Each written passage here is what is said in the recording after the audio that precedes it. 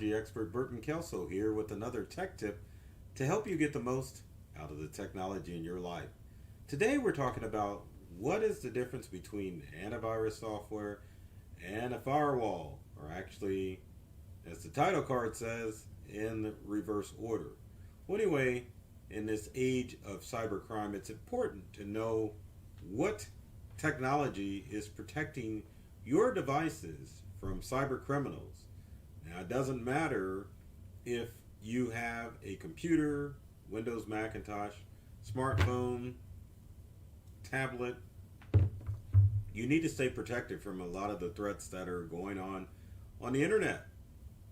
And part of that is education and knowing the difference between what an antivirus software is and what firewall is and all the other threats out there. But today we're only going to talk about two of those technologies, and that's firewalls and antivirus software. So with that said, let's get started with what we've got going on. So, like I said before, cybercrime is a big problem in today's society. I was trying to show a picture of a cyber criminal. There we go. Not that they necessarily look like that, but gives you the impression of how they lurk around on the web trying to get your valuable information. That's right. Anyway, other than the hooded cyber criminal, it's important to know that there is protection out there for you. So let's start off with a firewall. I thought that graphic was funny, but I don't know. I'll let you decide. But anyway, let's start off with what is a firewall. Now, firewall is a term that sort of started with the actual term firewall. It is a physical barrier that in large buildings or in any building will protect you from a fire. So if a fire breaks out in one instance of the building, then the firewall is going to stop the fire from spreading and destroying the whole house. Now, firewall, as far as the technology term is concerned, is a piece of hardware or software that's designed to stop cyber criminals from seeing your computer on the internet. See, a long time ago when high-speed internet started to become popular, most internet service providers gave out modems. Modems allowed you to connect to your DSL or cable connection fairly quickly, but did not offer any protection as far as criminals getting in. So there were instances of homes and businesses where criminals would get a hold of your IP or internet address and were able to actually log into your computer from a remote location with very little problem. But with the advent of wireless networks, internet service providers, and hardware manufacturers and software manufacturers decided that there needed to be a way to prevent cyber criminals from getting access to your devices, which is where a firewall comes in.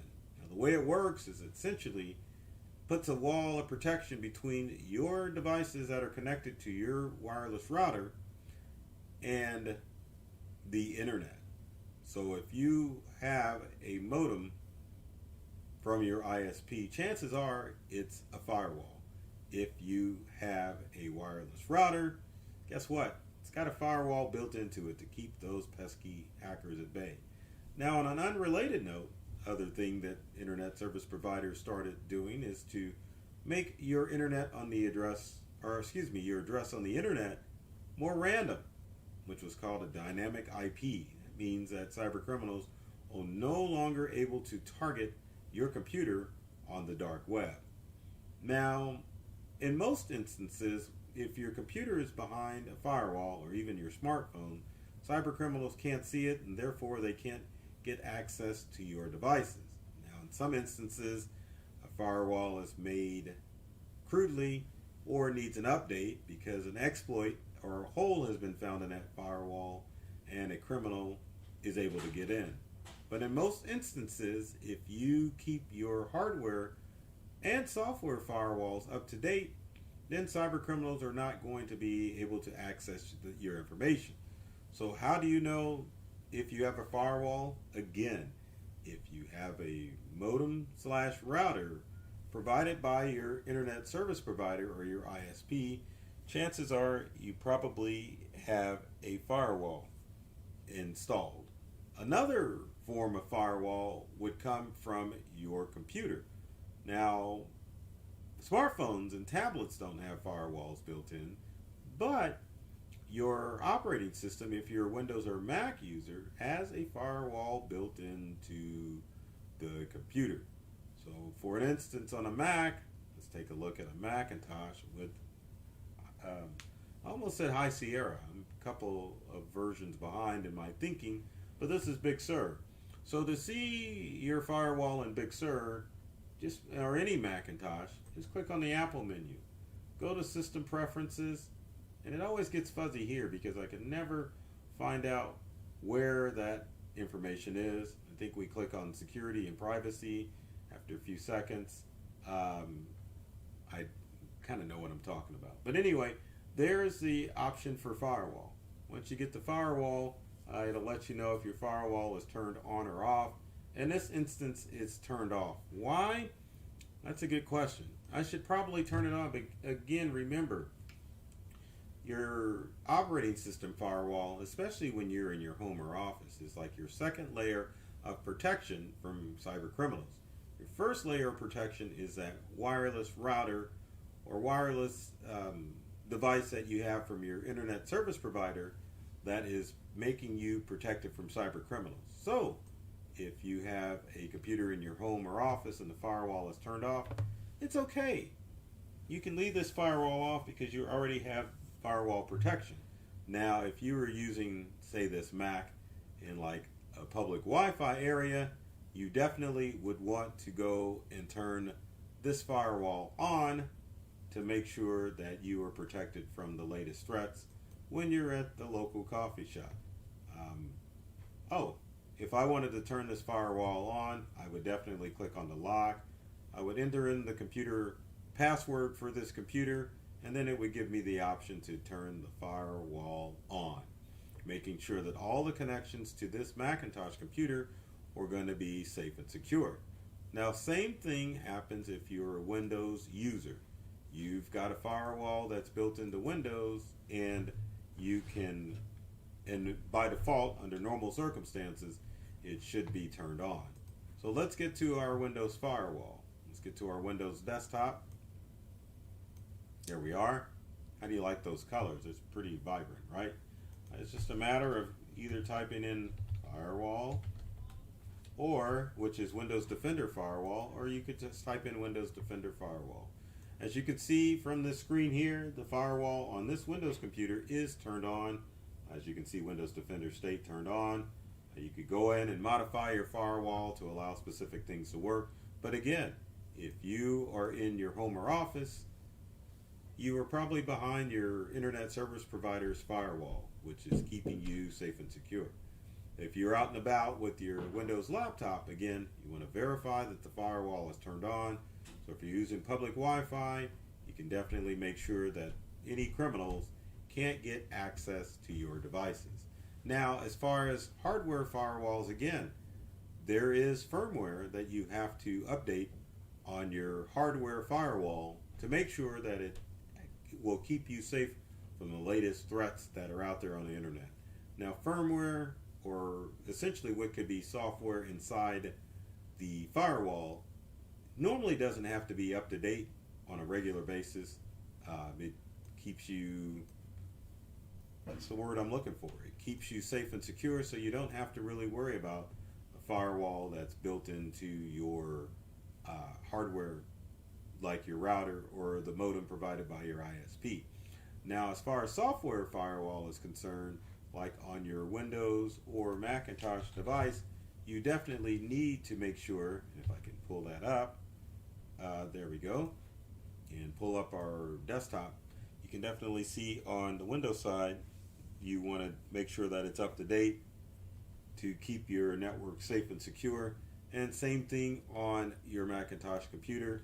All of your updates that come down to your Mac will make sure that your computer's firewall is safe and secure and is able to protect you from all of the threats that are floating around on the internet.